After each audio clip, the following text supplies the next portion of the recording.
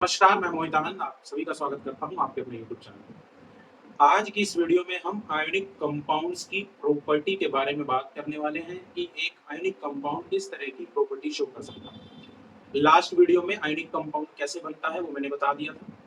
चलिए बिना किसी देरी के शुरू करते हैं। सबसे पहली प्रॉपर्टी है they are usually solid and hard in nature, यानी कि हमारे जो आयोनिक कंपाउंड हैं वो सॉलिड होंगे और हार्ड होंगे। प्रॉपर्टी आसान है याद करना, दिक्कत है रीजन, और पूछा भी रीजन जाता है। क्वेश्चन ये पूछा जा सकता है कि why are ionic compounds solid and hard. तो जब रीजन की बात आएगी तो रीजन क्या लिखेंगे कि ionic compound oppositely charge ion से मिलकर बने हैं, कटायन और आनायन से, और ये दोनों जब जुड़ते हैं तो इनके बीच में जो फोर्स ऑफ अट्रैक्शन होती है वो बहुत स्ट्रांग होती है, यानी जो बॉन्ड क्रिएट होता है वो बहुत स्ट्रांग बॉन्ड क्रिएट होता है, जिसकी वजह से जो स्टेट ऑफ मैटर होता है इनका वो सॉलिड होता है और हार्ड होता है। तो रीजन क्या लिख सकते हैं कि भैया स्ट्रांग फोर्स ऑफ अट्रैक्शन की वजह से ये हमारा सॉलिड और हार्ड होता है।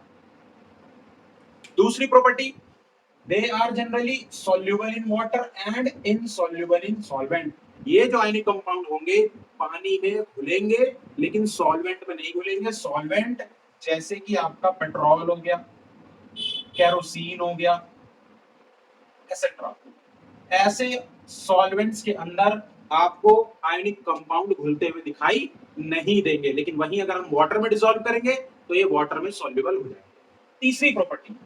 तीसरी प्रॉपर्टी कहता है कि जो इनका मेल्टिंग पॉइंट होता है, यानी कि गलनांक, और बॉइलिंग पॉइंट यानी कि क्वथनांक, ये दोनों ही इनका क्या होता है, हाई होता है, यानी कि उच्च होता है। भाई हो भी क्यों ना, पहली प्रॉपर्टी से पता चला कि आयनिक कंपाउंड सॉलिड है और हार्ड है।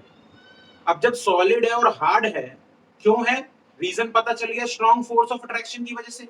इसका मतलब कि हमें ज्यादा एनर्जी चाहिए अगर हम उसको मेल्ट करना चाहते हैं और फिर बॉईल करना चाहते हैं। क्यों, क्योंकि मेल्ट या बॉईल तब होगा जब उस सॉलिड स्टेट में पाए जाने वाले आयोनिक कंपाउंड के पार्टिकल के बीच के बॉन्ड को आप तोड़ोगे, और क्योंकि फोर्स ऑफ अट्रैक्शन स्ट्रांग है तो बॉन्ड तोड़ने के लिए ज्यादा एनर्जी की जरूरत पड़ती है। तो due to high electrostatics force of attraction between oppositively charged ion, melting and boiling points of ionic compound are high. समझ में आ रहा है। चौथी प्रॉपर्टी की बात करते हैं, एक्वस सॉल्यूशन यानी कि जलीय विलयन। आयोनिक कंपाउंड का जलीय विलयन और मोल्टन स्टेट में अगर वो है, मोल्टन स्टेट का मतलब है गलित अवस्था, गली हुई अवस्था, इन दोनों ही स्टेट में इलेक्ट्रिसिटी कंडक्ट करेगा, लेकिन सॉलिड स्टेट में यानी अगर वो ठोस अवस्था में है, ठोस अवस्था में है तो वो इलेक्ट्रिसिटी कंडक्ट नहीं करेगा। भाई रीजन क्या है, इलेक्ट्रिसिटी कंडक्ट होने के लिए फ्री इलेक्ट्रॉन का होना जरूरी है जो चार्ज को कैरी करके लेके जाए ताकि इलेक्ट्रिसिटी कंडक्ट हो। अब अगर वो सॉलिड स्टेट में है, मतलब कि दोनों आयन एक दूसरे के साथ जुड़े हुए, तो कोई फ्री आयन है ही नहीं, इलेक्ट्रॉन फ्री है ही नहीं, तो चार्ज को कैरी कौन करेगा, और जब तक चार्ज कैरी होगा नहीं, कोई मूव कराएगा नहीं, करंट इलेक्ट्रिसिटी कंडक्ट नहीं होगी।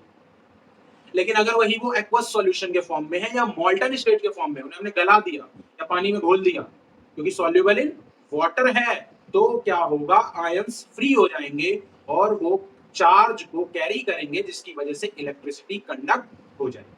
तो ये चार प्रॉपर्टी थी आयनिक कंपाउंड की जो मैंने आपको डिटेल में बता दी। क्वेश्चन आता है आयनिक कंपाउंड क्या है, उनकी प्रॉपर्टीज बताइए, तो भी आप लिख सकते हैं, और अगर किसी प्रॉपर्टी का रीजन पूछा जाता है तो भी आप उस रीजन को आसानी से एक्सप्लेन कर सकते हैं। ठीक है, चैनल पर नए हैं तो सब्सक्राइब करिए, वीडियो लाइक करिए, कमेंट ड्रॉप करिए। मिलते हैं नेक्स्ट वीडियो में कुछ और चीजों के साथ, तब तक के लिए धन्यवाद।